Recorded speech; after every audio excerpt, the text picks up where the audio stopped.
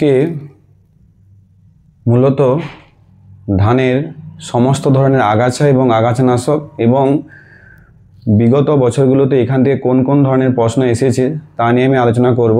এবং মূলত বলে রাখি, প্রথমে আমি ধানের আগাছা, তারপরে আগাছানাশক, তারপরে লাস্ট বছরগুলোতে এখান থেকে যা যা প্রশ্ন এসেছে সেটা নিয়ে আমি আলোচনা করব। তো প্রথমে বলে রাখি যে আজকের ভিডিওটিতে আমি থিওরি প্লাস প্র্যাকটিক্যাল আমি দুটো রাখার চেষ্টা করব, কারণ আগাছাগুলো নিয়ে অনেক ছাত্রছাত্রীদের মধ্যে কনফিউজ হয় যখন পরীক্ষায় প্রশ্ন হয়। তা মূলত হচ্ছে আমরা প্র্যাকটিক্যালের সাথে থিওরির কিন্তু একটা তফাৎ থাকে, অর্থাৎ আমি যদি থিওরির সাথে প্র্যাকটিক্যাল চিনে নিতে পারি ঘাসটাকে, তাহলে কিন্তু আমাদের মনের মধ্যে গেঁথে যাবে।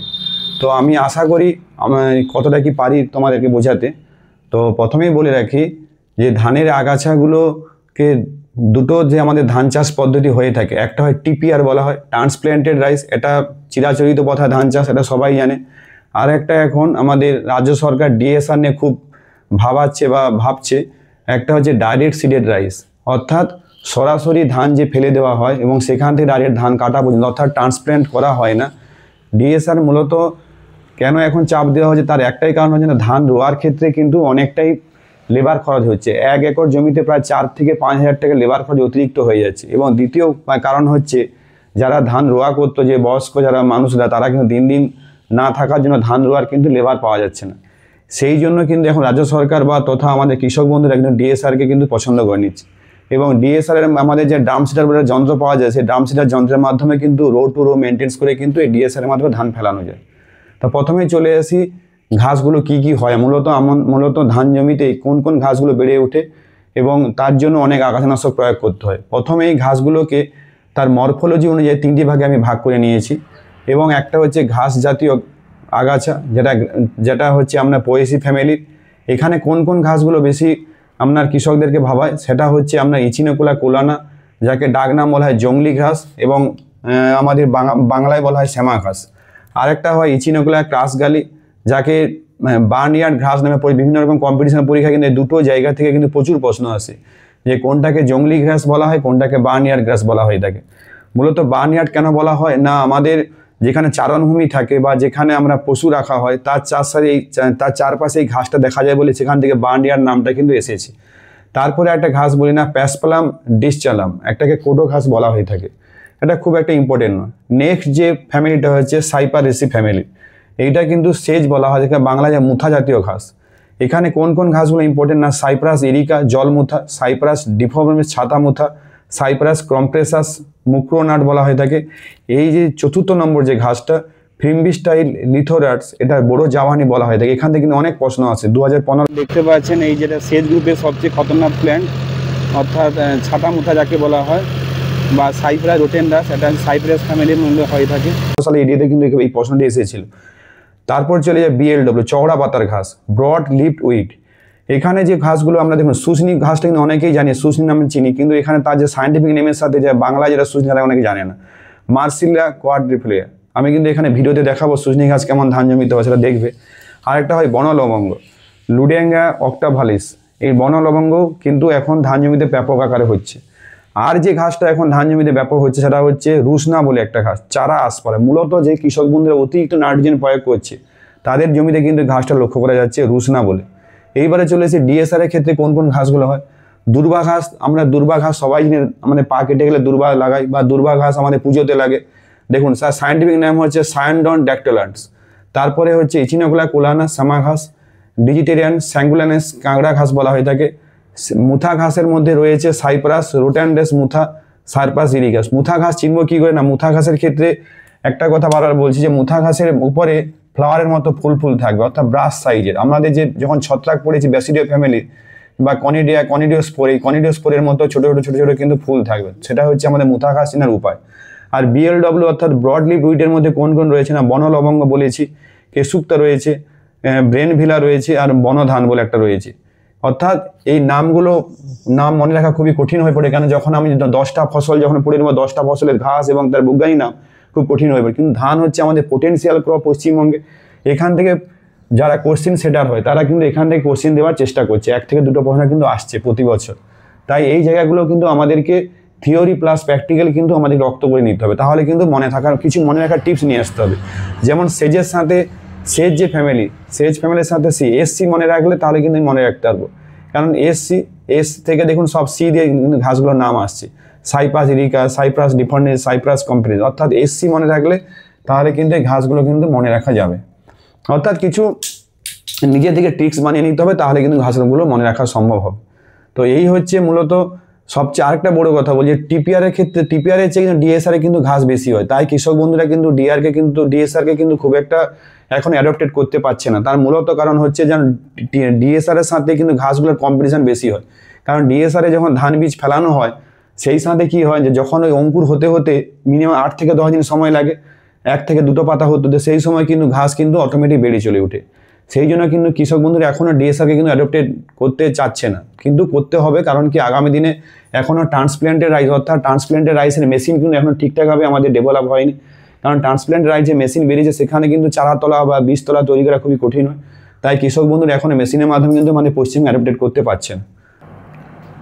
এখন আমি মূলত যে চলতি হার্বিসাইডগুলো চলছে বাজারে ধান চাষিরা ইউজ করছে, বা এখান থেকেই মূলত যে প্রশ্নগুলো হয় ওয়েস্ট বেঙ্গল যে পিএসসি যে এডি এক্সাম বা আপনার আইবিপিএস বা যেগুলো এগ্রিকালচার কম্পিটিশান যে এক্সামগুলো হচ্ছে, মূলত এই টেকনিক্যালগুলো থেকে প্রশ্ন বারবার জিজ্ঞেস করছে, এবং এখন প্র্যাকটিক্যাল বেসড প্রশ্ন জিজ্ঞেস করছে বলতে কতটা পরিমাণ ব্যবহার করা হয় এই টেকনিক্যালগুলো প্রতি একর বা হেক্টর প্রতি, সেগুলো কিন্তু বারবার কিন্তু জেনে রাখা দরকার, কারণ বেশ কিছু প্রিভিয়াস ইয়ার্স কোশ্চেনে দেখা গিয়েছে যে এই টেকনিক্যালটি কত গ্রাম কৃষক বন্ধুরা ব্যবহার করে প্রতি একর প্রতি বা হেক্টর প্রতি, এটা কিন্তু আমাদের জানার দরকার, বা আমার হচ্ছে এই টেকনিক্যালটি কোন গ্রুপের সেটাও কিন্তু প্রশ্ন আসে। তো প্রথমে চলে যাই, যে প্রথম টেকনিক্যালটির নাম বলছি সেটা হচ্ছে আপনার পেটিরা করো। এটি খুবই পুরাতন টেকনিক্যাল, বাজার নাম রিফিট নামে পাওয়া যায়, এছাড়া অনেক কোম্পানি বিভিন্ন ব্র্যান্ড নামে পাওয়া যায়। এটা ডোজ কত 600 থেকে 800 ml পার একর, এখানে আমি যা কিছু বলছি সব একর, তাহলে একরে যদি 600 ml লাগে তাহলে আমাকে হেক্টর হলে 2.5 দিয়ে গুণ করে দিতে হবে, তার মানে আপনার হচ্ছে 1500 ml লাগবে হেক্টরে। এইবারে এখানে বলা হয়েছে যে টাইম অফ অ্যাপ্লিকেশন, কখন এটি ওষুধটি অ্যাপ্লাই করবে কৃষক বন্ধু, প্রি ইমার্জেন্স না পোস্ট ইমার্জেন্স। প্রি ইমার্জেন্স কিসের রেসপেক্টে না হচ্ছে আপনার উইডস যে জার্মিনেশন হবে সেই রেসপেক্টে কিন্তু প্রি ইমার্জেন্স, অর্থাৎ ইমার্জেন্ট কথাটি কঠিন শব্দ, জার্মিনেশন বলে আরও বোঝার সুবিধা হবে, অর্থাৎ ঘাস অঙ্কুর হওয়ার আগে যে ওষুধটি প্রয়োগ করা হয় তাকে প্রি ইমার্জেন্ট বলা হয়। এখানে 2 থেকে 3 ডে অফ ট্রান্সপ্ল্যান্টেড ডেট বলা হয়, ডেজ আফটার, অর্থাৎ ধান রোয়ার 2-3 দিনের মধ্যে এটি প্রয়োগ করতে হবে। এটি কোন কোন ঘাসকে মারতে সহায়তা করে, সেটি হচ্ছে আপনার গ্রাস ফ্যামিলির আর হচ্ছে সেজ ফ্যামিলি, বিএলডব্লিউর ক্ষেত্রে কিন্তু ব্যবহার করা হয় না। নেক্সট এটি অনেক পুরাতন ওষুধ আপনার হচ্ছে বুটাকোরোর টেকনিক্যাল নেম হচ্ছে 50% ইসি, বাজার নাম ম্যাচেটি। এটি একটু ডোজটা বেশি লাগে 1200 ml পার একরে, আর তার মানে একর হলে তার মানে হেক্টর হলে কত হবে প্রায় 3 লিটার। এটি প্রি ইমার্জেন্স 2 থেকে 3 থেকে ডে আফটার ট্রান্সপ্ল্যান্টিং, এটি অনলি মাত্র গ্রেসে অর্থাৎ ইচিনোকিয়া ক্লোরানার গ্রুপের যে ঘাসগুলো রয়েছে সামা ঘাস যাকে বলে সেটি মারতে কিন্তু সহায়তা করে। নেক্সট টেকনিক্যাল এটি খুবই গুরুত্বপূর্ণ, এই টেকনিক্যালটি পাইরাজো সালফিউরন ইথাইল, এই সাথী নামে বাজারে পাওয়া যায়। আমি ওষুধটি দেখাবো ছবিতে, সাথী। তো এই ওষুধটি মূলত আপনার কোথায় না আপনার হচ্ছে ডিএসএ ডাইরেক্ট সিডেড রাইস ডিএসআরের ক্ষেত্রে কিন্তু ব্যবহার করা হয়, যথেষ্ট কৃষক বন্ধুরা ব্যবহার করে থাকে। ধান যেদিন বীজতলা সাধারণত বনে বা আপনার হচ্ছে ধান যেদিন বোনা হয় বা ড্রাম সিডার মাধ্যমে বা হাতের মাধ্যমে, তখন তার 2 থেকে 3 দিনের মধ্যে কিন্তু আপনাকে প্রয়োগ করতে হবে। এর ডোজ কিন্তু অনেকবার পরীক্ষা এসেছে, পাঞ্জাব পিএসসিতে এসেছে, একর প্রতি কত ডোজ লাগে না 50 গ্রাম। এতে কিন্তু 3টে ঘাসকে মারতে সহায়তা করে, একটা হচ্ছে গ্রাস, সেজ আর হচ্ছে বিএলডব্লিউ, মুথা ঘাস এবং চওড়াপত্তি এবং আপনার হচ্ছে ঘাসকে। নেক্সট যে টেকনিক্যালটি, এই টেকনিক্যালটা খুব যথেষ্ট কৃষক বন্ধুরা ব্যবহার করছে, ইথোক্সি সালফিউরান 15% WDG, বাজার নাম হচ্ছে বায়ার কোম্পানি সানরাইজ। এটি 40 গ্রাম পার একর। এটি পোস্ট ইমার্জেন্স কথার অর্থ যখন ঘাসের পাতা 2 থেকে 3 বা 4টি পাতা হয়ে যাবে, বেরিয়ে যাবে, তখন তাকে পোস্ট ইমার্জেন্স সেই মুহূর্তে আপনাকে ওষুধটি প্রয়োগ করতে হবে। 20 ডেজ আফটার সোয়িং বা 10 ডেজ আফটার ট্রান্সপ্ল্যান্টিং, রোয়ার 20 দিন পরে, রোয়ার 10 দিন পরে, অথবা বোনা ধানের ক্ষেত্রে 20 দিনের পরে। এটি কিন্তু মূলত চওড়া পাতা এবং মুথা ঘাসকে কিন্তু মারতে সহায়তা বা সেজ গ্রুপের ঘাসকে। নেক্সট হচ্ছে ট্রায়ামোফিউরন 20% প্লাস ইথোক্সি সালফেট, দুটো টেকনিক্যাল মিশিয়ে বায়ার কোম্পানি কী করেছে না কাউন্সিল একটি নামে বাজারে একটা ওষুধ বিক্রি করেছে, যেটি যথেষ্ট রেজাল্ট দিচ্ছে, যেটি 90 গ্রাম পার একরে। এটি কিন্তু পোস্ট ইমার্জেন্স 20 হচ্ছে বোধ, অর্থাৎ ড্রাম সিডারের ক্ষেত্রে, বোনা ধানের ক্ষেত্রে 20 দিন আর রোয়া ধানের ক্ষেত্রে 20। এটি 3 ধানের যে টোটাল যে ঘাসের সলিউশন কন্ট্রোল করতে পারে, অর্থাৎ ঘাস, সেজ এবং বিএলডব্লিউ।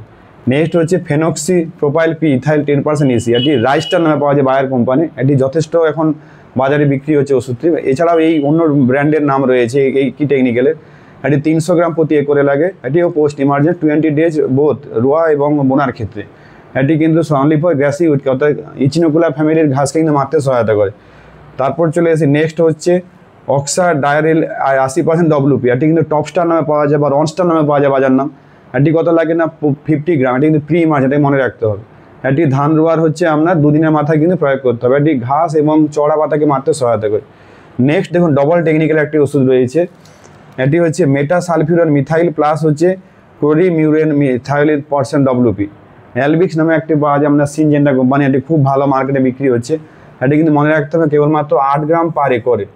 এটি হচ্ছে পোস্ট ইমার্জেন্ট 24 দিন ট্রান্সপ্ল্যান্টিংয়ের পরে কিন্তু আপনাকে স্প্রে করতে হবে এবং 3টে ঘাসকে কিন্তু মারতে সহায়তা করে। ধানের টোটাল ঘাসের সলিউশন কিন্তু করতে সহায়তা করে মূলত এই অ্যালমিক্স আর হচ্ছে আপনার কাউন্সিলিং অ্যাক্টিভ।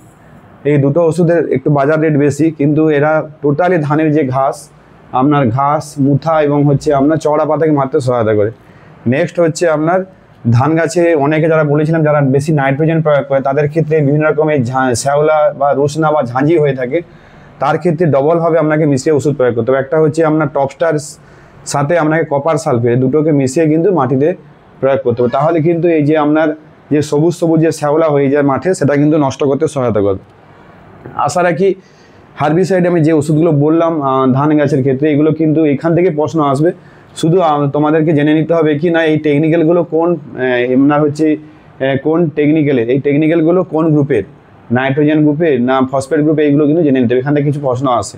তো আমি এবার যে প্রশ্নটি বলা হয়েছে, which of the following wheat is not associated with rice, অর্থাৎ ধানের সাথে এই যে 4টি ঘাস দেওয়া হয়েছে, ঘাসটা কোনটা নয়, ধানের সাথে এই ঘাসটি কোনটা রিলেটেড নয়।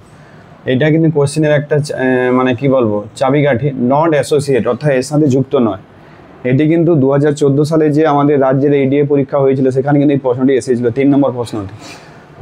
অপশান কী রয়েছে, এচিনোকুলা পেসিস যেটা সামা ঘাস বলা হয়ে থাকে, ফ্রিম্বি স্টাইল পেসি যেটা জাভানি ঘাস বলা হয়ে থাকে, নেক্সট বলা হয় চিনোপোডিয়াম পেসি যেটি সাধারণত মক্কা ফিল্ডে দেখা যায়, লাস্ট হচ্ছে মুথা, ছাতা মুথা যাকে সায়ানন পেসিস। তাহলে স্বাভাবিক এখানে বলা হয়েছে কি নট অ্যাসিড অর্থাৎ ধান গাছের সাথে যুক্ত না, অর্থাৎ এখানে তাহলে অপশান সি হবে অ্যান্সার, চিনোপোডিয়াম পেসিস, অর্থাৎ এইটি হচ্ছে সঠিক অ্যান্সার, অপশান সি। নেক্সট কি বলা হয়েছে কোশ্চিন, আমি পড়ানোর সময় বলেছিলাম যে বেশ কিছু টেকনিক্যাল তার একর প্রতি কত ব্যবহার করা হয় সেটা কিন্তু তুলে ধরেছে।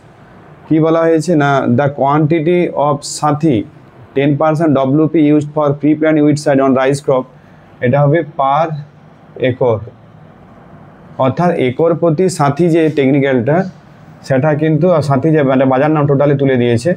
তো এই ওষুধটি কত ব্যবহার করা হয় প্রতি একরে, অর্থাৎ এখানে লিখেছে 600 গ্রাম, 400 গ্রাম, 200 গ্রাম, 50 গ্রাম, সঠিক অ্যান্সার হবে 50 গ্রাম। এবার ওষুধটা কিন্তু ডিএসআরের ক্ষেত্রে কিন্তু খুব মানে কৃষক বন্ধুরা ব্যবহার করে থাকে ডাইরেক্ট সিডেড রাইসের ক্ষেত্রে, এবং ওষুধটি খুবই আমাদের জেনে রাখা দরকার। পাইরাজো সালফিউরিক ইথাইল অর্থাৎ টেকনিক্যাল নাম। নেক্সট যে বলা হয়েছে এটি কিন্তু মূলত সি টেকনোলজির প্রশ্ন, কিন্তু আমাদের এগ্রিকালচার রিলেটেড সমস্ত চ্যাপ্টার সাবজেক্টগুলো। এখানে কি বলা হয় না as per seed certification for certified seed the maximum number of weeds in 1 KG seeds of rice, বলা হয়েছে যে 1 কেজি ধান বীজের ক্ষেত্রে সর্বোচ্চ আপনার ঘাস যে বীজ কত থাকতে পারে, না 5% থাকতে পারে, as per certificate maximum weed 1 KG, অর্থাৎ 5টি থাকতে পারে, 10টি থাকতে পারে, 20টি থাকতে 30টি। এখানে সবচেয়ে অ্যান্সার হবে 20। এটি সাধারণত আমাদের যে সিং অর্থাৎ এই প্রিন্সিপাল অফ এগ্রোনমি রয়েছে, টেকনিক অফ এগ্রোনমি, সেই বইতে কিন্তু রয়েছে, মানে ছক করে রয়েছে কোন আপনার প্রত্যেকটি ক্রপ ওয়াইজ আপনার বিডার সিডের ক্ষেত্রে কত থাকবে, সার্টিফাইড সিডের ক্ষেত্রে কত থাকবে, ফাউন্ডেশন সিডের ক্ষেত্রে কত থাকবে, সেটা কিন্তু ডিটেলসে ছকের মাধ্যমে দেখানো হয়েছে। নেক্সট আমি বলেছিলাম যে বেশ কিছু যে আমাদের যে হার্বিসাইডগুলো সেটা কিন্তু কোন গ্রুপের, সেখান থেকে কিন্তু প্রশ্ন এসেছে, যেটা হচ্ছে IRI PhD 2010 সালে এসেছে, এবং আগের দুটো প্রশ্ন কিন্তু পাঞ্জাব এডিএতে 2020 এসেছে এবং পাঞ্জাব এডিএ 2020 দুটো প্রশ্ন কিন্তু এখানে এসেছে। আমার উইট সায়েন্স থেকে কিন্তু দুটো প্রশ্ন এসেছে ধানের উইট থেকে। নেক্সট বুটাকোরো, এটি অনেক পুরোনো টেকনিক্যাল, বিলং টু গ্রুপ।